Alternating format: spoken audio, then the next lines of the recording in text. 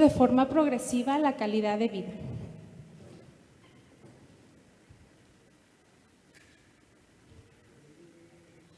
Recordando de forma general los síntomas cardinales o las manifestaciones clínicas cardinales, hablamos que va a ser un paciente que va a presentar temblor en reposo, rigidez, bradicinesias e inestabilidad postural. Este último pues va a ser una manifestación ya en etapas avanzadas o en etapas ya tardías de la enfermedad. Bueno, anteriormente mencionamos los síntomas motores, pero en la enfermedad de Parkinson también se va a caracterizar por la presencia de síntomas no motores. Entre estos mencionamos el deterioro cognitivo, trastornos del sueño, perturbaciones en el estado de ánimo, problemas gastrointestinales, sudoraciones, trastornos también en el olfato, ansiedad, depresión, dolor y alteraciones sensoriales. Entonces, lo clasificaríamos los síntomas en síntomas motores y síntomas no motores. Bueno, la enfermedad de Parkinson es una enfermedad que, acorde a la evolución o la progresión de los síntomas, se va a diagnosticar ya cuando los pacientes presentan síntomas motores de la enfermedad. Pero, sin embargo, hablamos de una etapa prodrómica en la cual lo va a anteceder pues varios años, pero con la aparición de los síntomas no motores. Entonces, bueno, esta diapositiva, bueno, me gusta en el sentido de que generalmente cuando nosotros hablamos de enfermedad de Parkinson entendemos de manera general que hablamos de trastornos del movimiento, ¿no? Un paciente con Parkinson, paciente con temblor fino, con alteraciones en la marcha. Sin embargo, es importante pues recalcar que sabemos que la enfermedad de Parkinson se presenta en edades ya en la edad adulta. Y en esta etapa de la enfermedad pues también van a estar presentes cambios asociados al envejecimiento normal.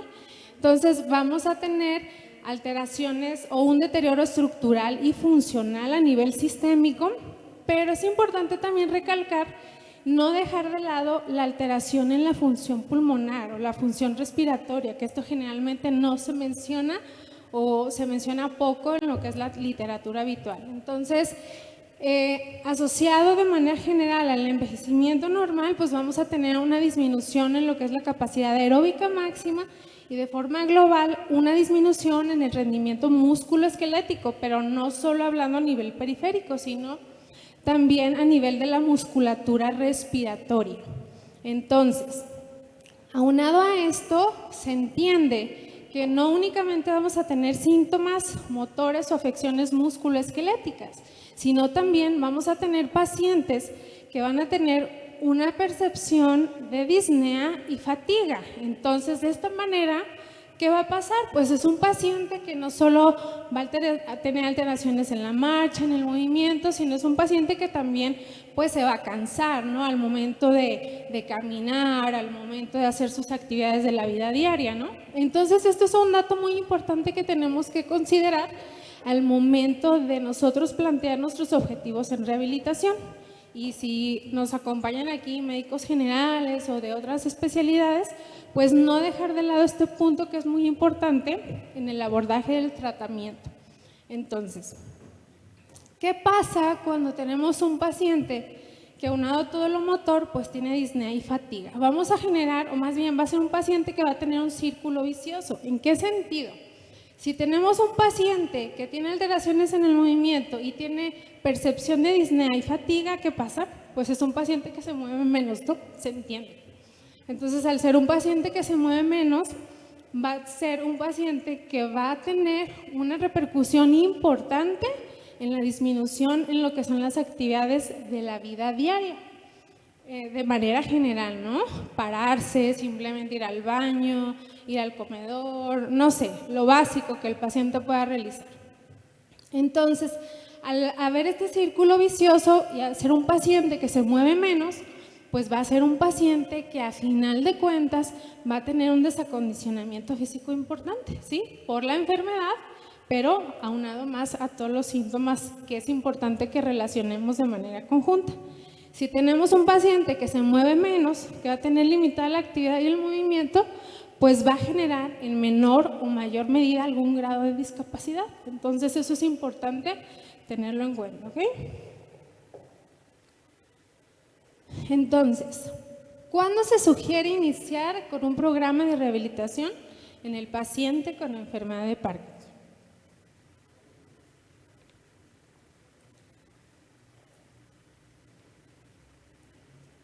Bueno, acorde a esta diapositiva, bueno, ahorita más adelante voy a aclarar porque acorde a la diapositiva, se hace una sugerencia en cuándo iniciar un programa de rehabilitación en un paciente con Parkinson. Más adelante voy a mencionarles algunas evaluaciones o clasificaciones en cuanto al método de nosotros poder evaluar la capacidad funcional de un paciente con Parkinson. Ahorita lo voy a mencionar nada más de forma rápida, la clasificación de Hoehn-Yahr, pero pues ya eso ustedes después lo pueden buscar, si a lo mejor ahorita nos acompañan algún médico general, etcétera, para que tengan como más claridad acorde a lo que nos referimos. Entonces, al hablar nosotros de una etapa temprana de la intervención en un programa de rehabilitación acorde a la clasificación de Hoehn-Yahr, que va del 1 al 2.5, aquí hablamos de un paciente que tiene una afección motora unilateral o bilateral, pero también con compromiso axial. Esto significa a nivel de tronco, ¿sí? Entonces, en esta fase, nuestras metas terapéuticas es prevenir la inactividad, prevenir el miedo a caer que puede tener un paciente y mejorar de manera general su capacidad física o funcional. En una etapa media, que hablaríamos de la clasificación de Hoehn-Yahr del 2 al 4, donde hablamos de una afección motora bilateral y axial, y hasta el 4, donde ya se habla de un paciente que es dependiente para la marcha, es decir, a lo mejor que requiere algún auxiliar, bastón, andador, o que de forma general va a requerir la asistencia del familiar para poder movilizarse y que requiere además, aparte de esa asistencia para la marcha, esa asistencia para las actividades de la vida diaria. Ahí se suma lo que se adapta en la etapa 1 más mejorar o mantener en cuanto a las transferencias, esa enseñanza al paciente en cuanto a cómo transferir, hablando por ejemplo, si es un paciente que pues ya está en silla de ruedas, hablamos de las transferencias de un paciente que se tiene que movilizar de silla de ruedas a la cama, de la silla de ruedas al baño, etcétera, ¿sí? Mejorar la postura, el miedo a caer, mejorar el balance, la marcha, etcétera. Y ya en una etapa avanzada, acorde a esta misma clasificación, en una etapa 5 hablamos de un paciente que es dependiente total, ¿sí? Para movilizarlo, para todo, para cambiarlo, para alimentarlo. Entonces, es importante aclarar también, como ya lo comentaba el doctor Sánchez anteriormente, en rehabilitación no vamos a hablar de reglas, no hay una receta de rehabilitación para un paciente de Parkinson, para un paciente de rodilla, de una fractura de cadera, siempre es el tratamiento individualizado. Esta es una sugerencia acorde a las etapas en la cual se encuentra el paciente, pero siempre el tratamiento es individualizado, porque aunque encontremos a lo mejor un paciente en una etapa 2, en una etapa 3 o 4, las deficiencias que puede tener el paciente son totalmente diferentes, ¿sí? Entonces puede ser un paciente que aunado a esa clasificación pues tenga una limitación musculoesquelética a otro nivel, articular, rodilla, cadera, columna, y ahí van a cambiar nuestros objetivos de tratamiento, ¿ok? Bueno, entonces, ¿cuáles serían nuestros objetivos en el abordaje de rehabilitación? También, como ya lo comentaron anteriormente en la plática, recalcar que la guía en cuanto al tratamiento de rehabilitación lo realizamos el especialista en medicina de rehabilitación, siempre con nuestro equipo de trabajo, que es el terapeuta físico, el terapeuta ocupacional, pero previa evaluación de nosotros médicamente determinar cuáles son esas condiciones de ese paciente y bajo qué régimen vamos a trabajar o bajo qué objetivos. Se incluye también aquí obviamente pues el nutriólogo, el psicólogo y la intervención de otras especialidades, geriatría, neurología, dependiendo de las necesidades de cada paciente. Entonces, si hablamos de objetivos a corto plazo, pues sería mejorar la movilidad. Un punto importante también que no mencioné anteriormente es las alteraciones en la deglución que puede tener los pacientes con Parkinson, ¿sí? También es algo que generalmente no se contempla o se puede contemplar poco. Entonces, al momento de nosotros valorar a un paciente con Parkinson, hay que indagar también sobre si ese paciente tiene alguna dificultad para tragar sólidos, líquidos, etcétera, y sobre eso pues hacer ya la evaluación pertinente. En rehabilitación nosotros lo podemos hacer, también lo puede realizar el especialista en audiología, ¿sí? Entonces, ya acorde a esa deficiencia o en la deglución, pues también entra nuestra intervención. Entonces, otro de los objetivos a corto plazo es mejorar las transferencias, mejorar la postura, incrementar o mejorar la movilidad de las extremidades, tanto superiores como inferiores. En miembros superiores, pues mejoraríamos el agarre, el alcance, la prensión, pinza fina, pinza gruesa, en el entender que todo esto pues va a mejorar la independencia o en el desempeño de todo lo que son sus actividades de la vida diaria. Entonces, también nuestro objetivo sería mejorar la atención, la cognición, patrón de marcha y de forma general su capacidad funcional. Hablamos de capacidad funcional, aquí entraría también adaptar un programa de acondicionamiento aeróbico acorde a las necesidades también de cada paciente. Y bueno, a largo plazo, pues nuestros objetivos serían o son preservar la función, mejorar la calidad de vida y facilitar así su reincorporación social.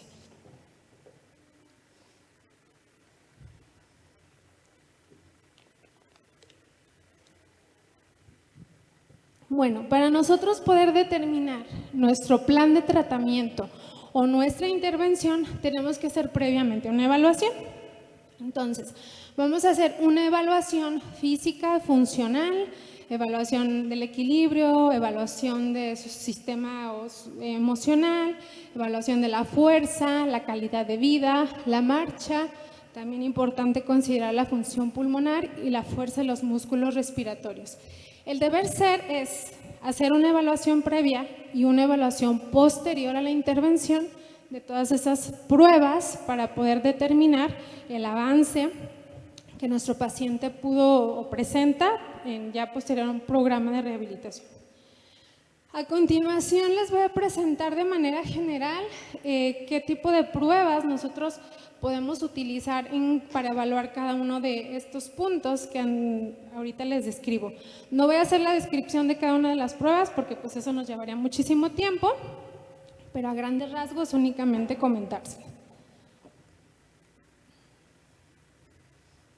Bueno, para hacer una evaluación pues, general o inicial de lo que sea la función pulmonar, pues nosotros podemos realizar una espirometría para evaluar de la capacidad funcional. Realizamos una prueba de caminata de 6 minutos.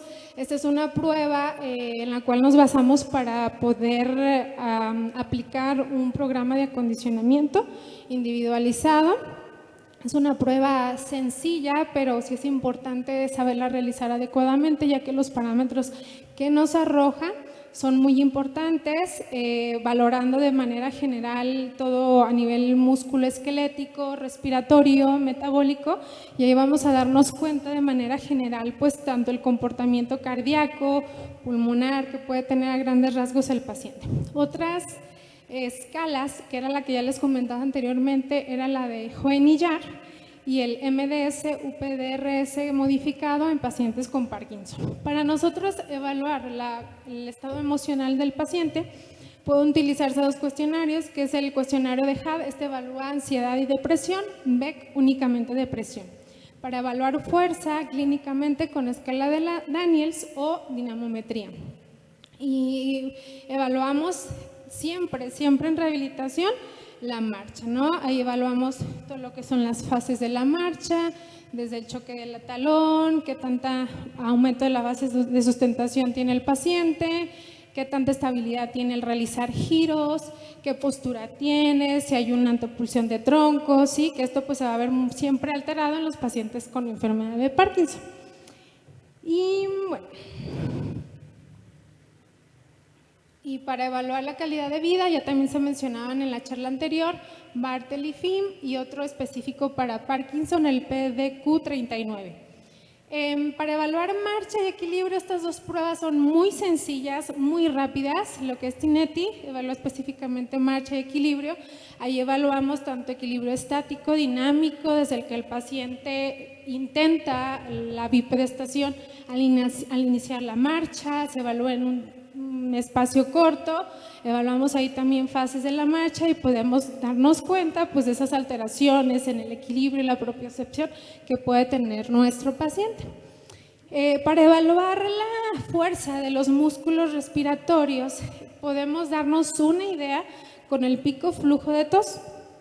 Este pues se puede adquirir fácil y bueno, ya nosotros podemos sospechar de una debilidad de musculatura respiratoria cuando nos arroja un resultado menor a 300 litros, ¿sí? Pero para ya hacer una evaluación exacta o precisa de la fuerza inspiratoria o de la musculatura inspiratoria o expiratoria, utilizaríamos el forcímetro, donde vamos a evaluar aquí el Pimax y el Pmax.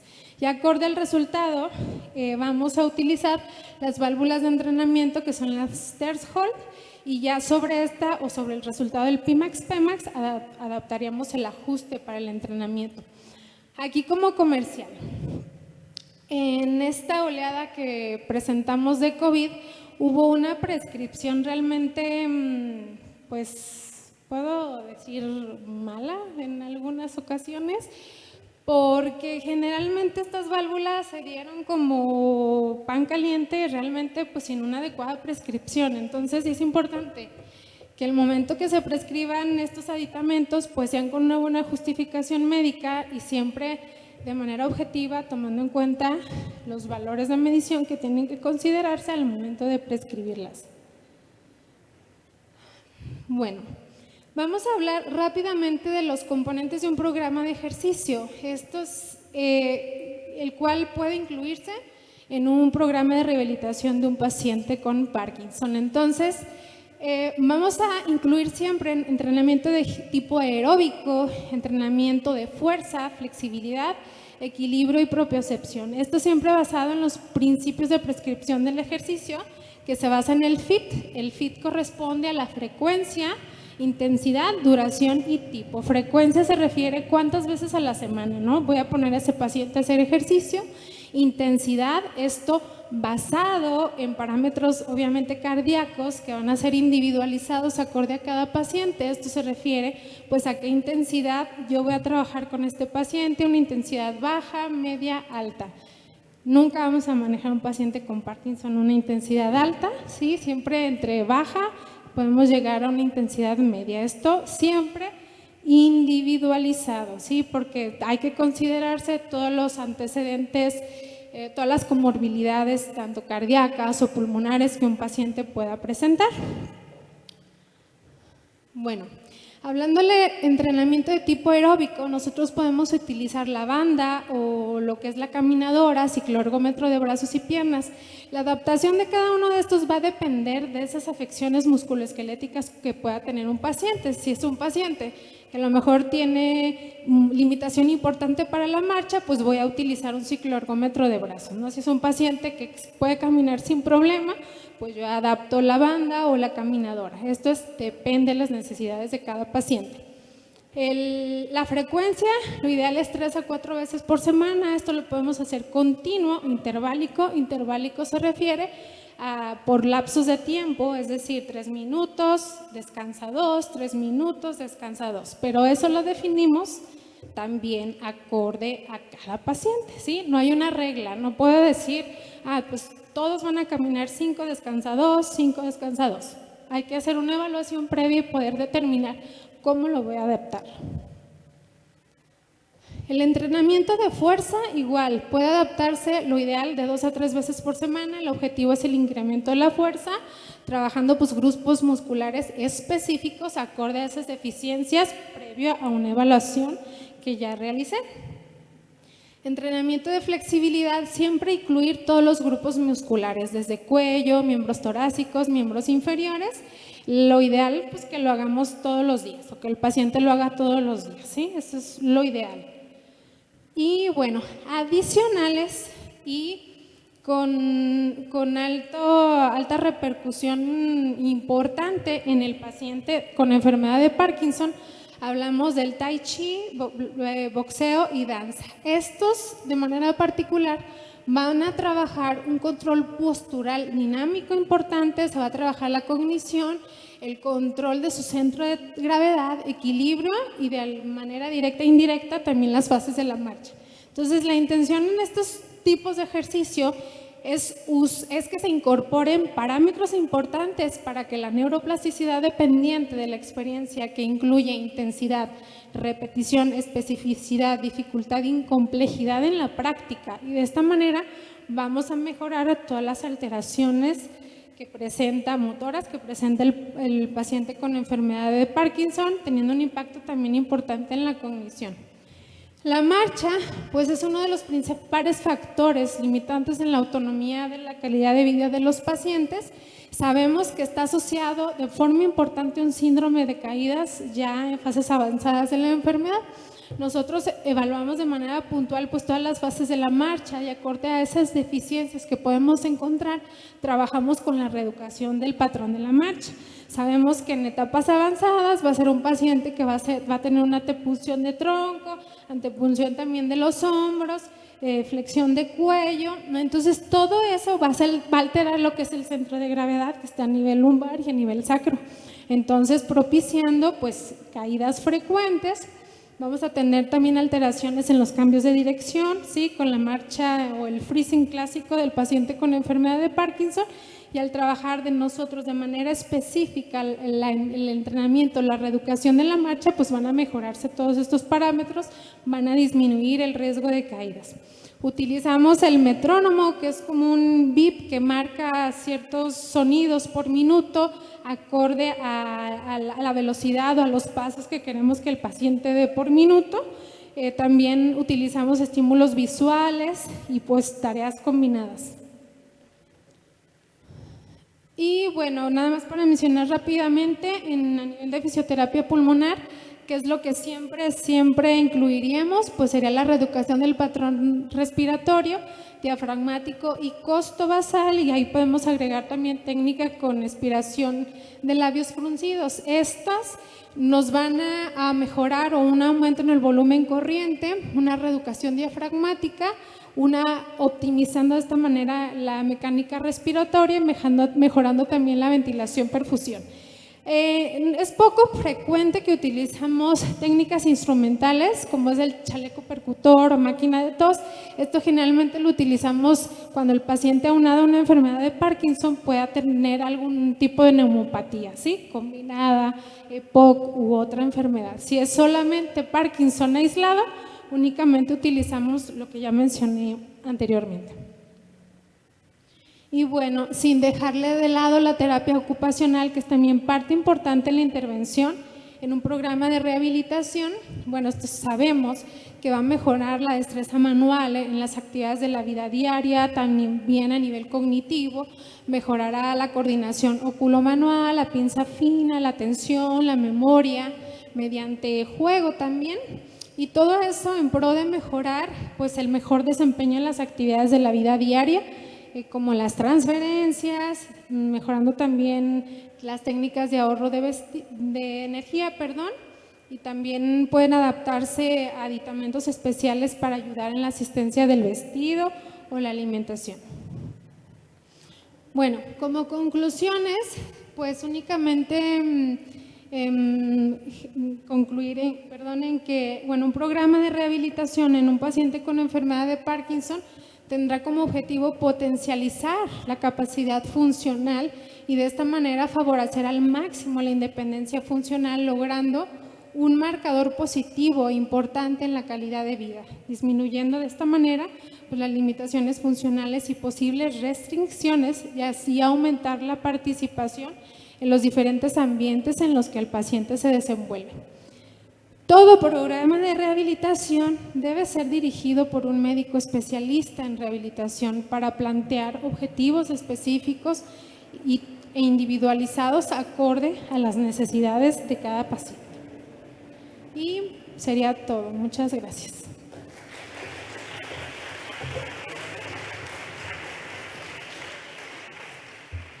Muchas gracias, doctora. ¿Alguien tendrá alguna pregunta para la doctora Rincón?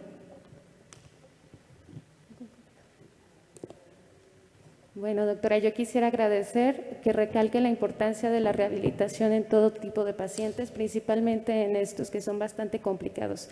Como mencionó la doctora Nayeli hace un momento, esto es un trabajo en equipo y es un trabajo multidisciplinario. No estamos solos, ¿no? Muchas gracias también a ustedes por su apoyo. Doctora, al igual que al doctor Sánchez, le queremos hacer un pequeño presente como agradecimiento de su participación con nosotros.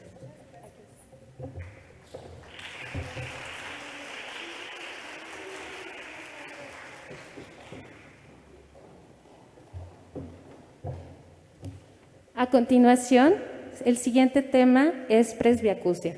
El tema se encuentra a cargo del doctor Raúl Martínez Caldera. Él es egresado de la Escuela de Medicina de la Universidad Autónoma de Zacatecas. Cuenta con especialidad en audiología, otoneurología y foniatría del Instituto Nacional de Rehabilitación. También ha realizado su maestría en tanatología por el Centro de Crecimiento Humanista, así como ahora es médico adscrito al Centro de Rehabilitación y Educación Especial. Listo, doctor. Lo dejo con el público.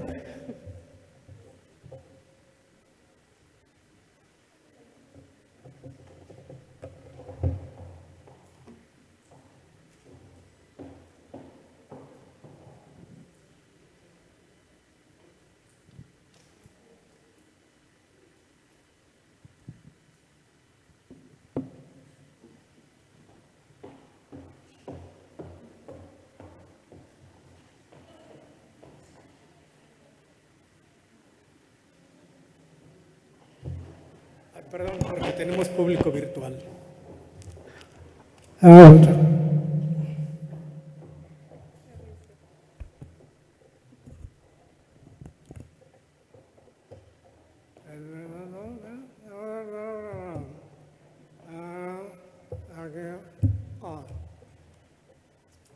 Bien, espero me hayan entendido todos.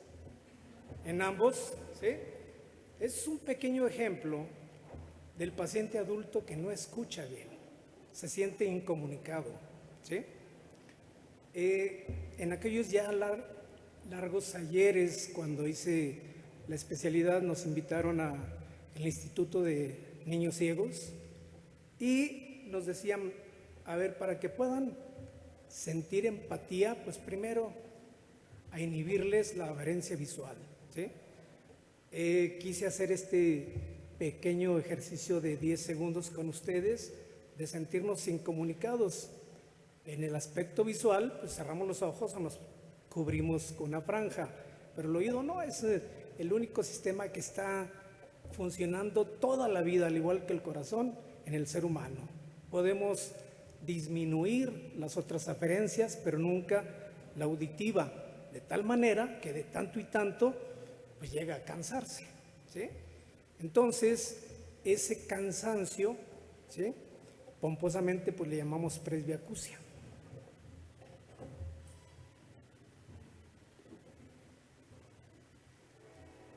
Perdón por el aspecto de las diapositivas, pero pues hay bastante luz aquí en el... ¿No podríamos apagar esas lámparas? Mínimo esas dos. Sería mucho pedir que apagáramos el sol, pero mínimo esas sí creo que podemos.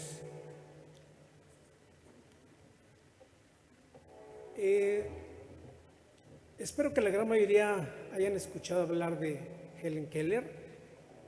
Hay una película muy interesante al respecto, ¿sí? Se la recomiendo. Una niña ciega y sorda Y ella nos decía, en esa filosofía que le dio la vida, decir, la ceguera me separa de las cosas, pero la sordera me separa de las personas, ¿sí? De pronto creemos que el no escuchar, pues no pasa nada, pero no, nos va aislando socialmente, familiarmente, de todo nuestro contexto en forma terrible. Si es para allá donde